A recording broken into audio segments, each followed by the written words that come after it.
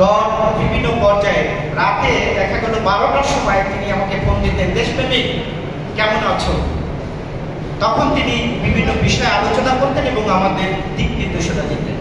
আমি কথা বলে এই কারণে বলছি, আরেকটি চিঠি আছে আমার। আমি যখন এই টিএসসি ঢাকা বিশ্ববিদ্যালয়, তখন এই অঞ্চলে তেমন এই ব্যানারের দোকান ছিল না। শীতের দিন এখানে ব্যারিস্টার মদুদ আহমেদ প্রধান অতিথি ছিলেন, শফিউল আলম প্রধান সহ অন্যান্য জাতীয় নেতৃবৃন্দ। তা টিএসসিতে আমাকে ব্যাপক ছাত্রলীগের তারা আমাকে ব্যাপক মারধর করেছে।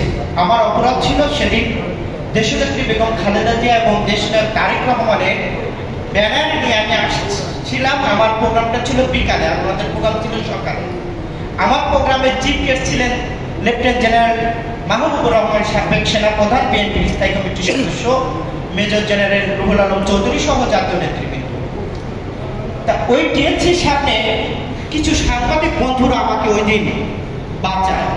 আপনারা দেখেছিলেন যে বিশ্বজিৎকে কিভাবে কুপিয়ে কুপিয়ে হত্যা করেছিল। আমি তখন কলকাতাতে ছিলাম, কলকাতা বসে দেখেছিলাম। তখন তেমনই আমাকে এই ঢাকা বিশ্ববিদ্যালয়ের ছাত্রলীগের ছেলেরা আমাকে ওইভাবে মেরেছিল। তফাৎটা ছিল এখানে ছিল